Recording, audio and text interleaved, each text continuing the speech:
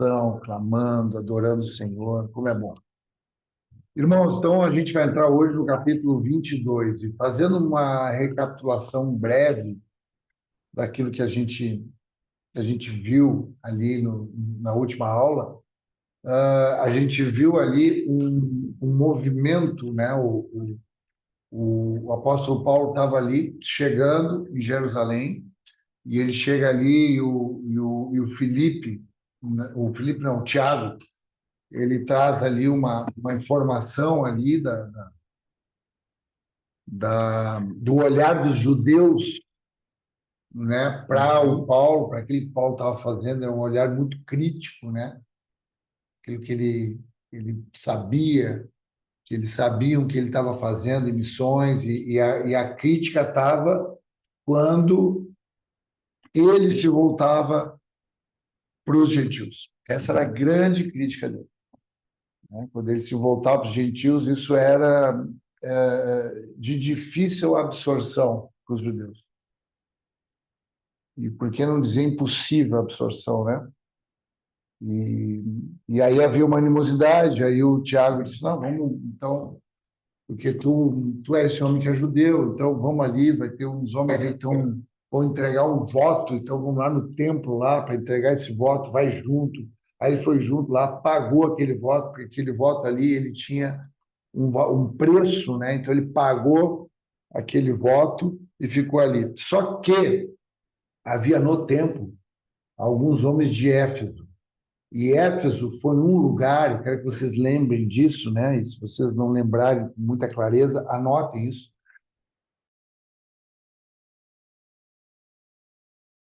Éfeso era a cidade que acolhia ali, né, o templo da deusa Diana, né? E Paulo ficou naquele lugar lá por 3 anos. Então existia ali naquele momento.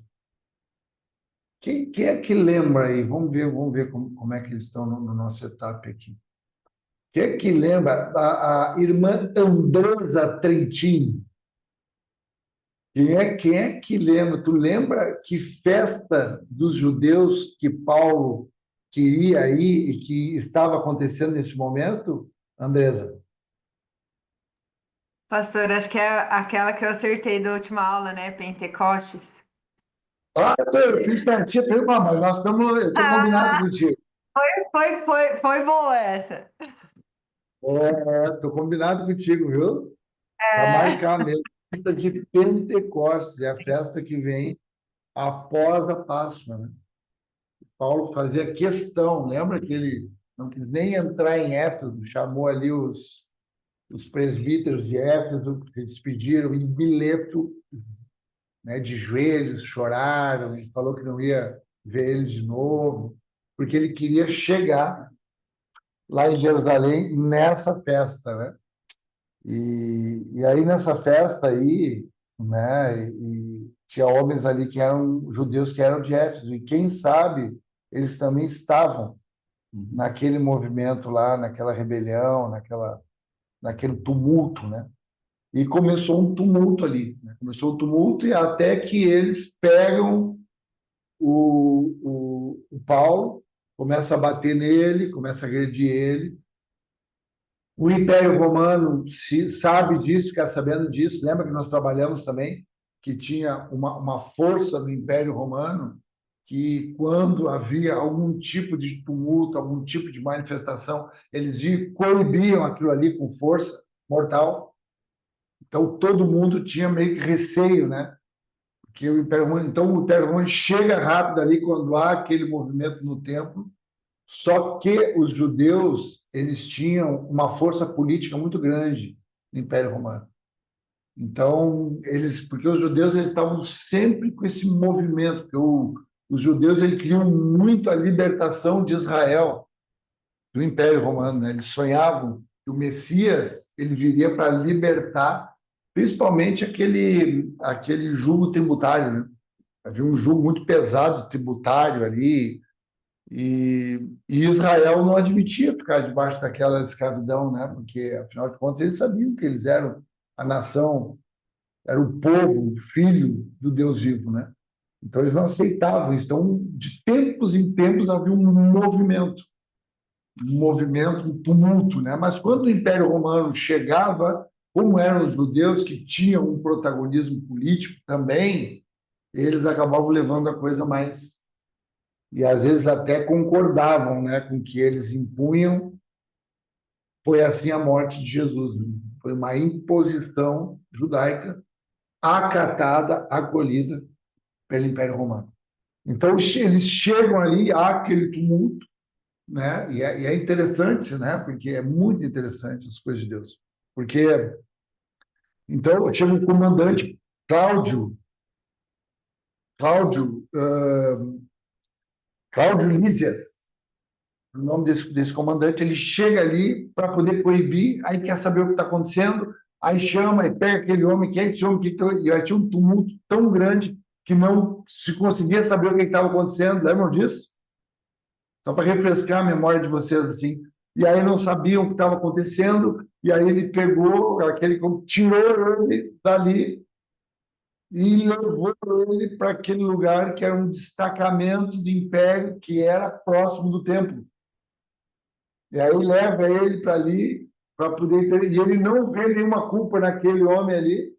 Então é muito parecido com o que aconteceu com Jesus, né? Não vê nenhuma culpa naquele homem, mas ao mesmo tempo tem uma raiva, tem uma ira, tem um movimento ali acontecendo, e aquele homem pega e leva ele. E aí, quando chega nas escadarias daquele local, ele pede para falar. Eu quero falar.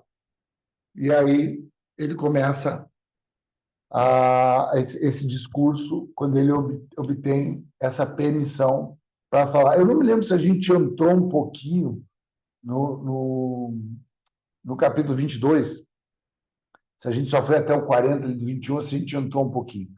Mas o fato é que ele pediu permissão para falar, ele fica em pé na escadaria, né? Há ali um espanto ali do comandante, do Cláudio Lísias, porque ele fala grego com ele, né? Então aí ele até confunde ele, mas tu não é aquele grego que fez uma outra revolta no outro momento e tal. E aí finaliza assim ele com essa possibilidade. Todo mundo faz silêncio, ele fala aqueles que ele fala na língua hebraica, mas de certo que era o aramaico, porque a língua falada era o aramaico, né? Naquele ambiente ali judaico. Mas ele cita que o hebraico, isso é uma questão de tradição, não tem problemas, é importante que tu saiba que é o aramaico. E aí eu vou ler agora. E aí o que eu vou fazer aqui, irmãos, eu vou ler todo esse capítulo 22. Eu e o Tiago vai me ajudar aqui, e a gente vai ler todo esse capítulo aqui.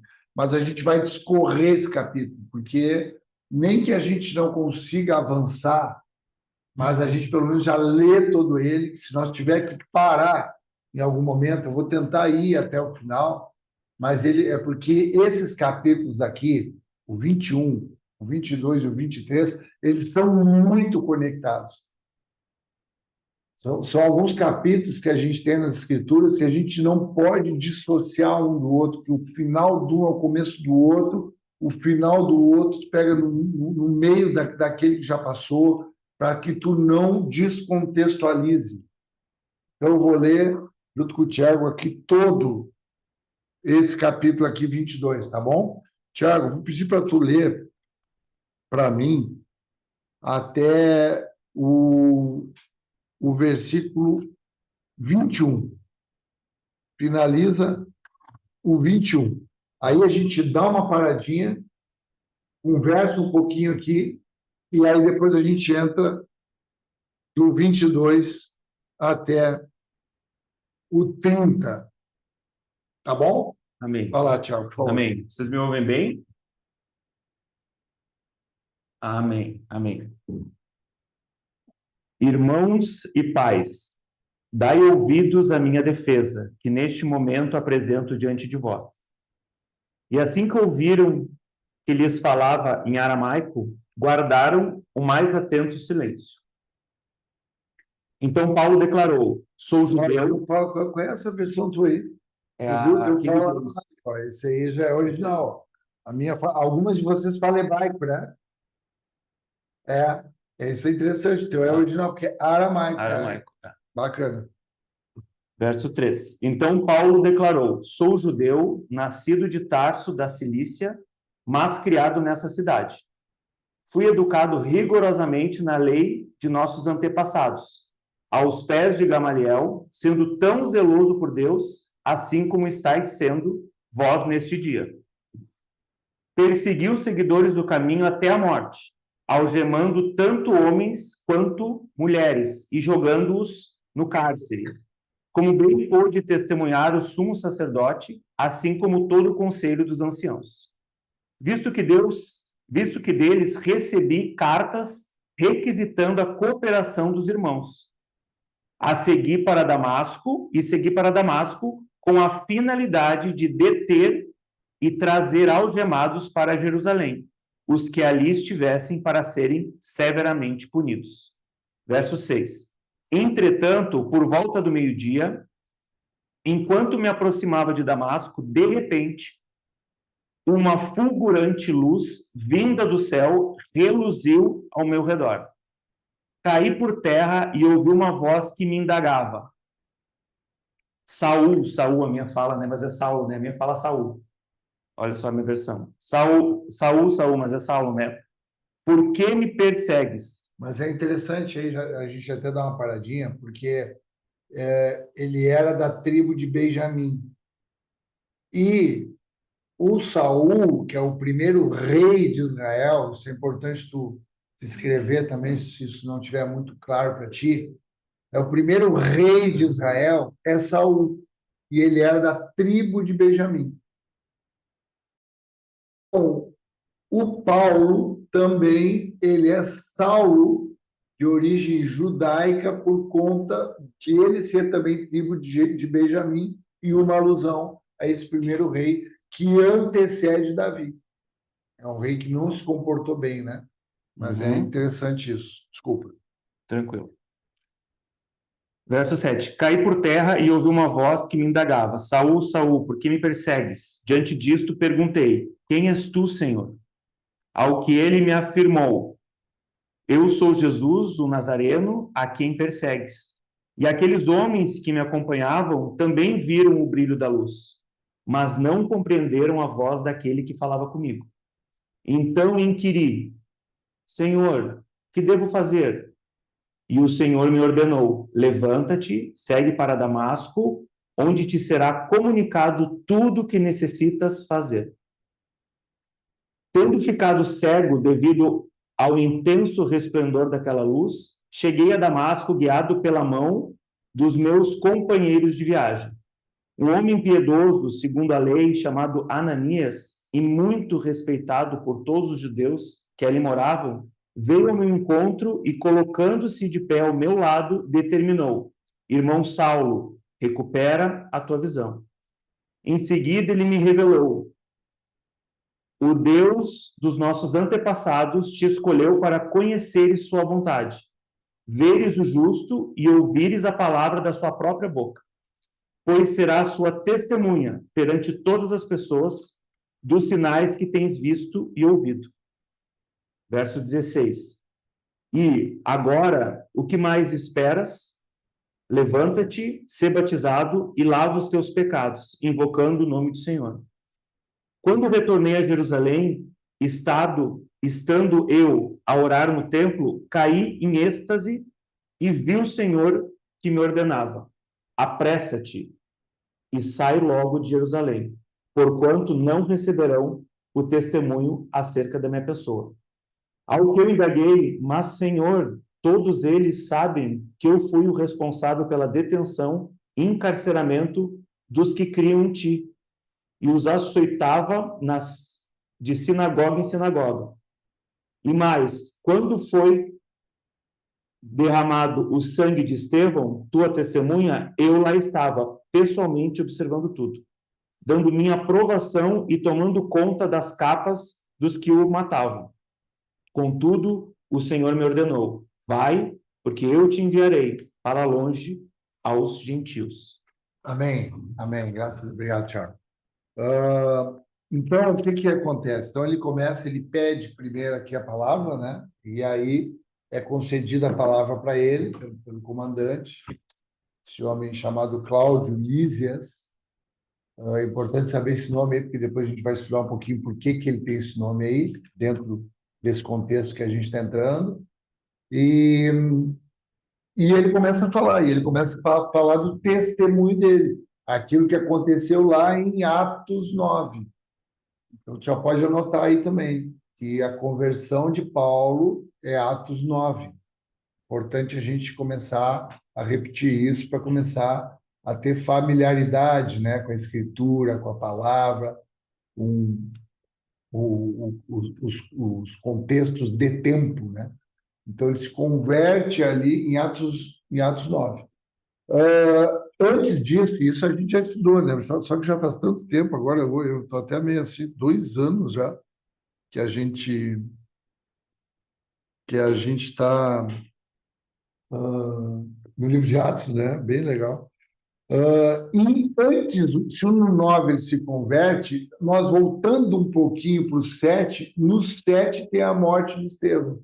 Estevão era um homem cheio de espírito, levantado como um diácono junto com Filipe, e esse homem aí é martirizado, ali ele é apedrejado e é morto. E quem estava ali testemunhando, concordando com aquele apedrejamento era um jovem chamado Saulo, o próprio apóstolo Paulo, que tinha 2 nomes, né? Ele tinha nome, não é que mudou, isso é importante saber também.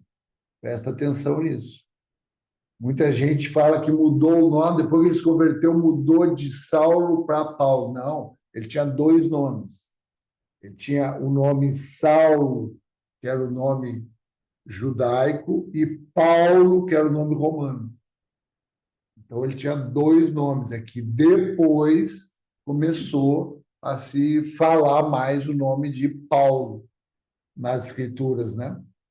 Mas eram os 2 nomes. Então, e ele estava um jovem chamado Paulo que recolhia ali aos pés dele a capa dos homens para que eles tiravam a capa de cima da túnica para poder arremessar as pedras, né? Eram pedras grandes para poder ali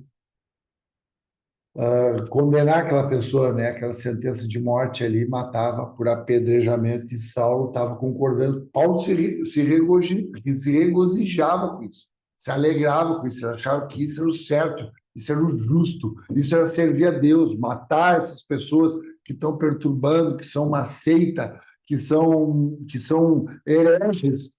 Ele concordava, ele entendia que era isso. Então, ele estava ali. Mas no capítulo 9, ele se converte. E ele cita agora aqui o testemunho dessa conversão. Então, o discurso dele é a conversão. Então, olha o que aconteceu comigo, eu era um como vocês. Lembra que ele está falando para judeus ali, gente do templo, né? Eu era um de vocês, e eu fazia assim, eu fui criado, eu fui educado, eu me formei aos pés de Gamaliel, que era um rabino muito conceituado em Israel. Eu fui criado aos pés dele, eu aprendi com ele, eu era dedicado, eu era um fariseu.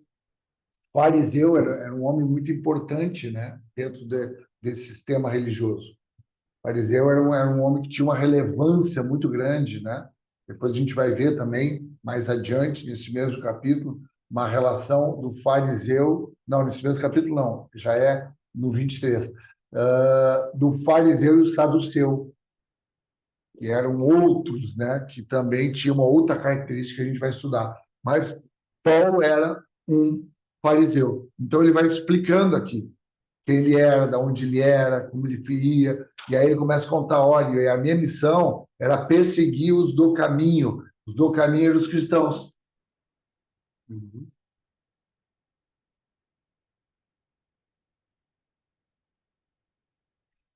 Então, a minha missão era perseguir os do caminho. Então, eu perseguia, eu matava. E é interessante, eu quero chamar a atenção de vocês, porque ele diz assim, ó, até na tua... Lê de novo aí, por favor. Não, o que fala no final do 5, final do versículo 5.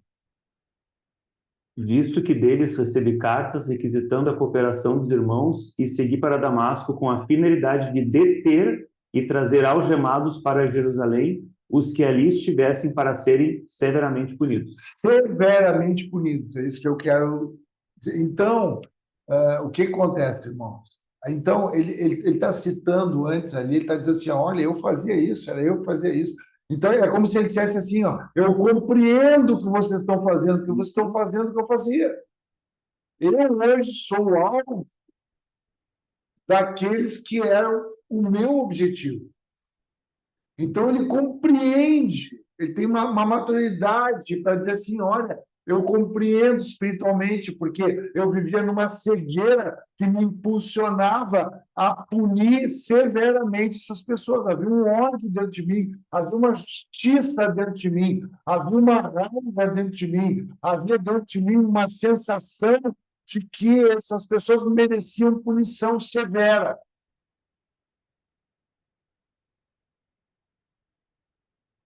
Porque ele estava passando por uma punição severa.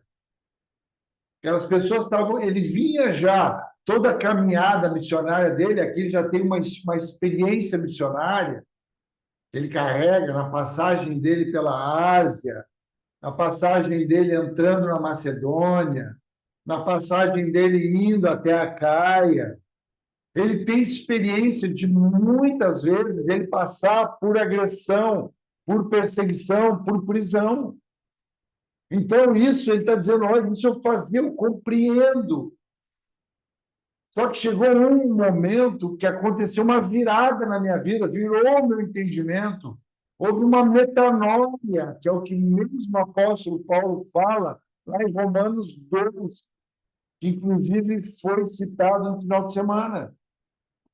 A gente falou a respeito desse texto. Foi domingo de manhã, né? Domingo de manhã. Foi domingo de manhã.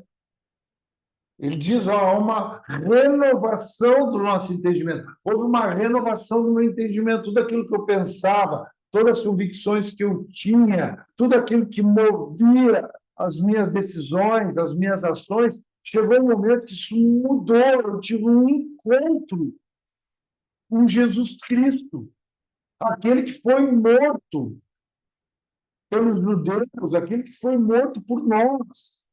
Eu tive um encontro com ele, ou seja, aquilo que ele mesmo dizia que ele ressuscitaria, isso aconteceu porque eu me encontrei com ele. Lembram que a experiência de Paulo no caminho de Damasco foi uma experiência que Jesus falou com ele diretamente, não foi uma visão. Isso é importante a gente saber. Não foi uma visão, foi um encontro. Foi o último encontro que Jesus teve, por isso que ele é apóstolo. Esses apóstolos aqui, eles, é gente que tinha um encontro, tiveram com Jesus, tiveram com ele vivo. Então, aqui foi um mistério espiritual, porque houve um encontro ali. Jesus ressurreto se encontrou ali, trazendo para ele ali uma imposição sobre a vida dele, tornando ele um apóstolo. Então, ele diz, eu tive um encontro, mudou, então eu compreendo essa punição severa que vocês estão impondo para mim, eu compreendo isso. Irmãos, como é importante a gente compreender isso. Por isso que, para a gente poder sofrer as perseguições próprias da vida da igreja, nós precisamos reconhecer que nós éramos os perseguidores da igreja.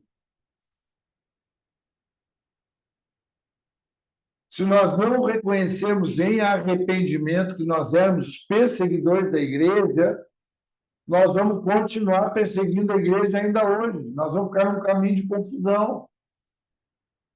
Porque o ponto da nossa vida, o ponto da nossa queda é quando a gente toca na igreja, é quando a gente toca na comunhão, é quando a gente começa a reclamar dos pastores, é quando a gente começa a reclamar dos irmãos, ali é a hora que a gente volta a ser o perseguidor que nós éramos na antiga natureza, antes da renovação do entendimento. É isso que vem no nosso coração aqui. De todos nós aqui, em algum momento, de murmurar, de se queixar, achar que está sendo maltratado, achar que não estão tratando a gente como a gente merece. É a mesma mente dos judeus que estão apresentando nesse momento, que Paulo também apresentou. Claro que a maneira, a ação, a violência, a punição severa era outra. Hoje, a gente faz uma punição na nossa mente, na nossa cabeça. A gente estabelece uma punição. Bom, é assim que eu vou punir, não vou cumprimentar mais, não vou andar mais perto, sair não sei de onde. Essa é a punição que a gente impõe. Mas a nossa mente, naquele momento, é uma mente perseguidora da igreja. Porque daí tu já não é mais igreja. Se é que um dia tu foi. Às vezes a gente nunca foi igreja. Às vezes a gente estava na igreja, estava junto por outros motivos ali, não eram motivos realmente de uma conversão espiritual. Então é importante a gente entender isso que Paulo está falando. Porque ele está dizendo, olha, eu sei, eu compreendo que vocês estão fazendo esse rigor, dessa violência. Por isso que quando a gente percebe isso que a gente fazia e que às vezes a gente tem vontade de fazer, quando a gente sabe disso, tu começa a lidar com compaixão com aqueles que te agredem. Tu começa a lidar com misericórdia com aqueles que te traem. Tu começa a lidar com um sentimento de muito amor com aqueles que te abandonam. Começa a compreender, isso fica claro para ti. Então, tu não te sente ofendido com isso. Tu sabe que isso é os trechos da tua caminhada, do teu caminho. São os lugares do teu caminho. Então, tu começa a ter essa maturidade, essa compreensão. Então, é isso que Paulo está expressando. Olha, eu passei por isso, mas eu tive uma experiência.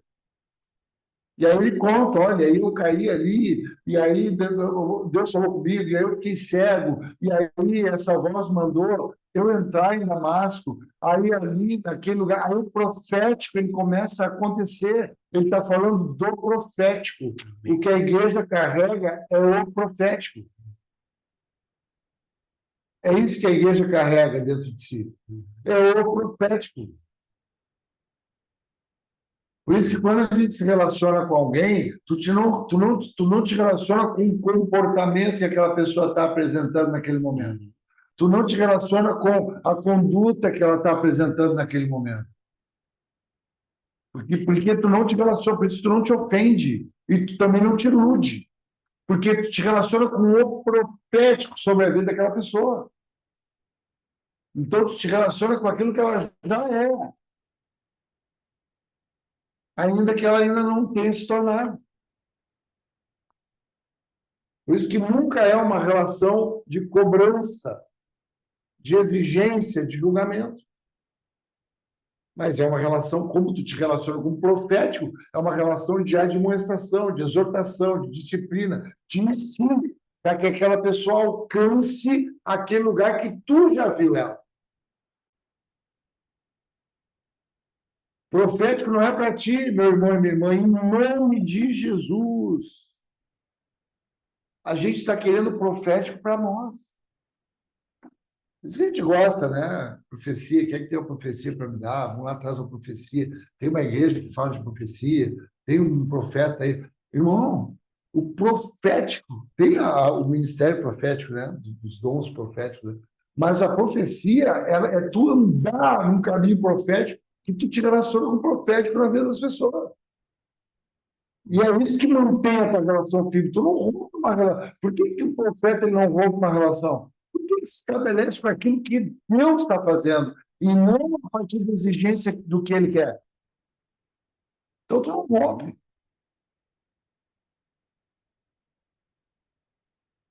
Dá para entender isso, irmãos, em nome de Jesus?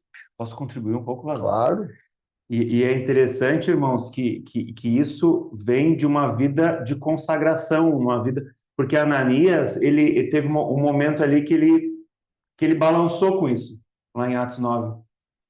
Estava vendo aqui, ele disse, tá, mas esse aqui não é o homem que tem as cartas, ele não tem vários testemunhos, quantos males ele tem causado aos santos? Né? E o Senhor disse assim, ó, vai, deu uma ordem, lá em Atos 9. Sabe, eu fiquei pensando nisso. como muitas vezes a gente balança, né? Ananias chegou um momento que olhou para tudo que Paulo fazia, no aparente. Mas veio uma palavra do Senhor para Ananias, firmando isso profético. Sabe, eu fiquei pensando nisso, quantas vezes a gente, por não ter essa relação de intimidade com o Senhor, a gente vai se prendendo no aparente. Não é visível, mas a gente vai balançar, a gente precisa reconhecer essa fragilidade nossa. Isso que eu fiquei pensando dentro disso que tu está trazendo, me remeteu lá para Atos 9, novamente. Não, Né? é muito interessante porque aí ele conta tudo isso que aconteceu com ele e aí ele passa por esse episódio com Ananias, aquele homem temente a Deus, foi usado por Deus, que o pastor Tiago agora citou, e aí ele vai para um ambiente que eu quero entrar nessa mesma observação tua. Porque daí, no final, ele está anunciando isso, ele está dizendo isso, que ele diz tem uma ordem para ele se batizar aí, né? E aí, olha só, irmãos, o que acontece? Aí diz que quando ele volta para Jerusalém, ele está orando no templo, presta atenção, é o mesmo templo que ele estava ali sendo açoitado, sendo punido severamente. Por que ele estava sendo punido? Porque ele servia a Deus. Irmãos, quem serve a Deus é para ser punido. Por isso que a gente vai ser punido. E punido de várias formas. As pessoas vão estabelecer punições para ti, vão definir a relação contigo. Elas vão definir do jeito que elas querem. E vão oferecer uma punição, porque é a perseguição da vida da igreja. Então, quando ele volta no templo, versículo 17, e diz que sobreveio um êxtase. Então, ele teve ali um êxtase, no versículo 17. E no 18 diz assim, ó, e viu o Senhor, ele me disse, anda logo, sai imediatamente de Jerusalém, porque não aceitarão seu testemunho a meu respeito. Aí olha agora como ele volta na carne aqui, conversando com Deus, por assim dizer. Ele diz, Senhor, mas eles sabem que eu ia na sinagoga prendendo e açoitando os que criam em ti, quando derramava o sangue de Estevão. Então, naquele momento, ele diz assim, mas Senhor, não tem como eles não entenderem isso, porque ele tá conversando com Deus aqui, irmãos.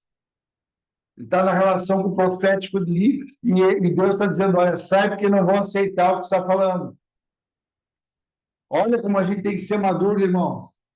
Não é porque a gente está com Deus, não é porque a gente está buscando a palavra, não é porque a gente está se consagrando, como o pastor Tiago citou aqui, que as coisas vão andar de acordo com o que a gente expecta, com o que a gente quer.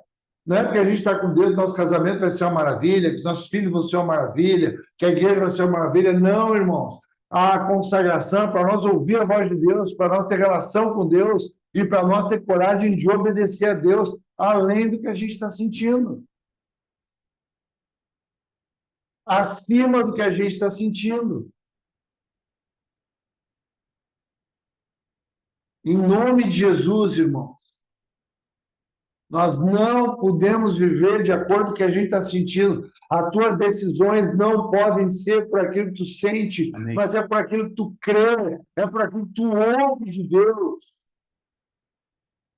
A gente está entrando em tempos muito difíceis, irmãos, onde muitas vozes vão permear nossa mente, elas vão penetrar o nosso coração e vão determinar nossa decisão.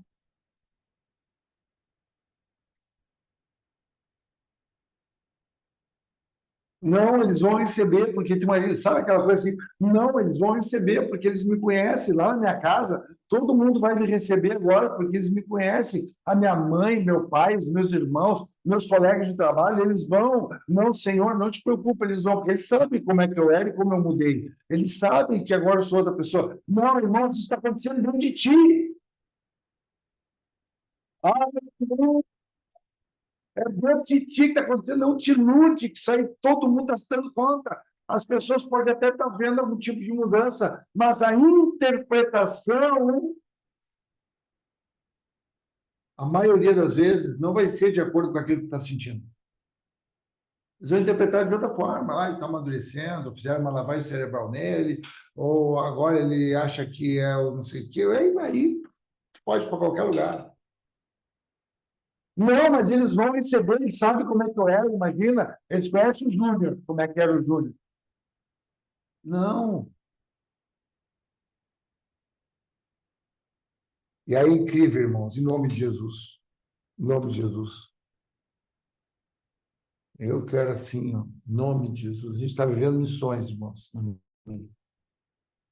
Estamos vivendo missões, nós estamos entrando num outro tempo no ministério. Eu tive ontem uma reunião muito importante com o pastor Hudson. Eu nem reparti com a liderança, isso ainda eu vou repartir com vocês aqui agora. Porque, para mim, todos são lideranças que também têm. Eu tenho isso no meu coração, né? Eu não prego para pastor. Se tem alguém me ouvindo, é porque eu não prego para ovelhas. Se tem alguém me ouvindo, é porque tu é pastor. Eu estava conversando com o pastor Hudson ontem, né, trazendo ali um relatório para ele de missões, trazendo um relatório para ele de tudo que está acontecendo aqui em Caxias, trazendo para ele ali para nós sonhar juntos o Retiro dos Homens agora, que está chegando e é muito importante espiritualmente para o ministério. Estava repartindo com ele e nós começamos a sonhar. E quando eu vou conversar com o pastor Hudson, é sempre muito forte, muito tremendo, assim, os lugares que a gente vai entrando, assim, palavras, reflexões. Aí ele disse assim para mim: tu sabe que. Vocês lembram aquela foto do fogo? Uhum. Todo mundo conhece aquela foto do fogo, não? Todo mundo, tem alguém que não conhece foto do fogo? Deixa eu ver. Tem alguém que não conhece a história do fogo? Tem? Ah lá, o Francis aí. Se tu conseguir puxar, bota aí para nós.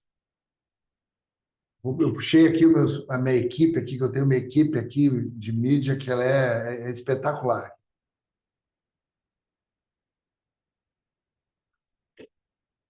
A Igreja Brasa, ela tem, e aqui nós já estamos encaminhando para o fim aqui, nós não vamos conseguir, eu sabia que nós não íamos conseguir avançar. Isso aqui, tá bom. É uma igreja que tem, né, cento e quantos anos? Mais de 120. Mais de 120 anos, né? Eu nunca sei as datas assim, ao certo. É 1900, 1900 que, 1900 Quase 120. é.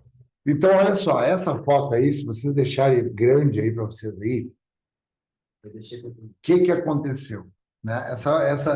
Era um ministério batista tradicional, a primeira igreja batista de Porto Alegre, né? Uma igreja de palavra, uma igreja muito séria, uma igreja de um cunho educacional, acadêmico. Nós tínhamos já o seminário, inclusive é o nome de um dos pastores, que era o doutor, era o médico, o doutor Pedro Tarsier, é o nome do nosso seminário. Então, nós tínhamos esse ministério. E ali estava numa convenção batista, estava dependendo ali da convenção batista, que ela era que determinava as coisas, o pastor que vinha aqui, que vinha para lá, quem prega aqui, quem prega lá. E houve um determinado momento. Por que era tradicional? Porque não cria nos dons do Espírito Santo. Então, não se deixava a vazão de línguas estranhas, dos dons de cura. Os tradicionais, eles seguram um pouco isso. Porque tem também, eles não querem que aquilo vire, porque tem muita carne. Às vezes não é dom do Espírito Santo, é carne dos irmãos, né? E aí vira uma esculhambação. Só que aconteceu lá nos anos 80, em 86, dezembro de 86, foi no Natal. Nós estávamos numa reunião de oração, nós estávamos sem pastor naquele momento ali, e teve essa reunião de oração, eram mulheres orando, e veio um êxtase, falando no êxtase aqui do Paulo, eles estão vendo bota ali para eles ficarem vendo ali enquanto eu falo, ali, ó. Aí, se você botar bem grande aí para vocês vão ver que aparece até umas perninhas de uma irmã ali. Tem uma reunião de oração ali, ó. Então, olha até as perninhas das irmãs ali. E aí, nesse momento, caiu um fogo do Espírito Santo, e aí veio um fogo na igreja. Aí veio batismo do Espírito Santo, línguas estranhas, o povo profetizando, houve um êxtase, essas reuniões que a gente tem mais ou menos o que a gente viveu agora no sábado dos jovens ali. Pelo que eu percebi, foi isso que vocês viveram ali. Quando desce aquele fogo, a gente vive isso, né? O fogo do Espírito Santo vem, Deus falando com a gente. Desceu ali. E aí alguém estava ali, imagina, 86, dezembro. Isso aí, tiraram uma foto ali, uma fotografia, e saiu essa fotografia. E aí, quando saiu essa fotografia, como teve esse movimento, ficaram espantados com isso, mas se interpretou que houve ali um problema na revelação, e naquela época se levava para um lugar para revelar o filme, né? Era um filme assim, de rolo, né? Levava para revelar, e aí quando veio a foto, o pessoal ficou assim, pá, mas o que é isso? E aí levaram para São Paulo e para o Rio de Janeiro na época, que eram dois centros assim mais Tecnológicos. mais tecnológicos, mais desenvolvidos do que a gente. E aí eles fizeram pesquisas com aquela fotografia ali. E aí disseram, olha, essa foto não tem problema nenhum, é a foto, foi essa foto, é isso que é a foto, não tem. E aí tem até o diagnóstico deles daquela época, era da Kodak, né? Teve diagnóstico assim, que não teve problema nenhum. E hoje eu tive, vocês vão conhecer o irmão, muitos conhecem aqui, César, o Everton Rosa, que ele é especialista em fotografia, né? E quando ele viu essa foto aí, ele falou, vamos, isso é uma foto, isso aí estava desse jeito aquele dia. Então, aquele dia foi o dia que teve a renovação do Espírito Santo. A partir dali, Deus enviou um pastor profeticamente para o ministério, que é o pastor Gessé Guimarães. Foi o pastor que fez o nosso casamento, nos batizou, faleceu prematuramente, e o pastor Hudson Taylor substituiu ele, né? Foi o sucessor dele, porque o pastor já andava junto com ele, era o braço direito dele. Depois a história do ministério é muito bonita também, mas tem que levar muito tempo para a gente conversar a respeito, a gente vai conversando. Mas o fato é que, a partir daí, nós saímos da convenção e começou o movimento de missões e começou o movimento do Espírito Santo. Começou o movimento do Espírito Santo. E agora, no ano que vem, em dezembro, faz 40 anos. E sempre, né, 40 anos fala de uma etapa, fala de uma fase. São os 40 anos de Moisés, para depois 40 anos no deserto. Então, o número 40, ele fala de uma nova etapa. Então, nós estamos conversando, nós estamos entendendo que tem uma nova etapa para o ministério. Amém. Então, fica atento. Tu que está aqui, tu que vive esse profético com a gente, tem uma nova etapa para a tua vida. Tem uma nova etapa para o nosso ministério, que nós vamos entrar juntos nisso. Uma nova etapa. E nesse momento aqui, quando Paulo ele diz isso, né? Ah, mas eles vão ver. E aí, no 21, que é onde eu quero finalizar, Deus diz assim para ele, vá, porque eu o enviarei para longe, aos gentios.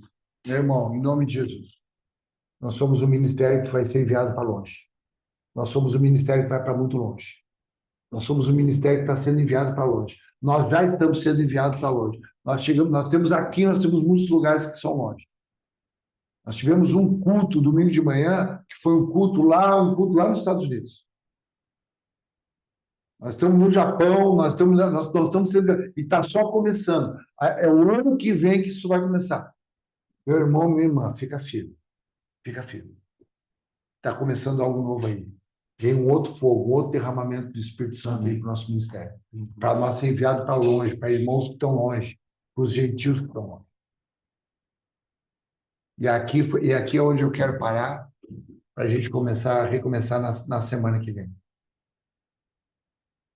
Mas eu quero que tu saia dessa aula, tu te despeça aqui da gente aqui com esse fogo no teu coração. Que aquele mesmo fogo que caiu ali há quase 40 anos atrás é o fogo que atingiu a tua vida. Esse fogo chegou até mim, chegou até ti. Esse fogo não cessa. Esse altar ele não para de pegar fogo. Às vezes, o que tu está sentindo é que parece que esse fogo vai te destruir. Em nome de Jesus, esse fogo não é para te destruir. Esse fogo é para te limpar. Esse fogo é para te depurar. O ouro, a pedra preciosa e a prata, quando vai para o fogo, ele fica mais depurado. Fica firme. Esse fogo não vai te matar. Quando passares pelo fogo, não te queimarás. Não vai te matar. Fica firme, está descendo um fogo aí. Amém? Está descendo um fogo. Para a gente ir para longe, para a gente ir para os gentios. Vai ser fácil? Não vai ser. Vocês vão ver que não vai ser fácil. Vocês vão ver como é que vai começar a ficar o livro aqui a partir de agora. Vocês vão ver como é que vai ficar. Como não é romântico. Não é para ser romântico. É para ser santo. Não é para ser bom. É para ser eterno. Em nome de Jesus. Amém? Meus amores. Glória a Deus. Estava com saudade de você. Em todos os aspectos. Estava com saudade aqui de Caxias. Estava com saudade dessa sala. Estou com saudade de vocês. Agora nós vamos nos encontrando aí. Recebi a visita, uma visita real hoje, nobre, o Príncipe Matt, com as perninhas fininhas de jogador do cinema. Perninha parece uns gravetinhos. Príncipe Matt chegou na minha casa hoje. Foi me visitar. Recebe a visita do fogo, do príncipe na tua vida. Amém, meus amores? Graças a Deus. A Fábio já judiou dele, já. Isso aí, Fábio. Vamos judiar dele, já gritou. Pastor, É a só um gente estava picãozinho. falando aqui, pastor. Não judiei nada. Aí a Fábio falou assim, ó, amor, as perninhas dele é bem fininhas, achei que ia atravessar a agulha. Nem foi na perna. Não, mas é fininha as perninhas dele. Eu vi ele deu aquele gritinho ali, eu pensei para mim, esse vai gritar muito, está só começando esse gritinho. Ei, mas ele vai gritar. ser ligeirinho, ele vai ser ligeirinho em campo. Esse vai gritar bastante, mas vai ter bastante gente para gritar com ele junto também. Vai valer a pena esses gritos aí, né? Vai valer a pena. Um beijo para vocês, amo muito vocês. Fiquem firmes aí, estudem. Na semana que vem, espero que, se não houver nenhum movimento aí diferente, a gente vai estar juntos de novo aqui, tá bom? Deus abençoe. Beijo para vocês. Beijo, beijo.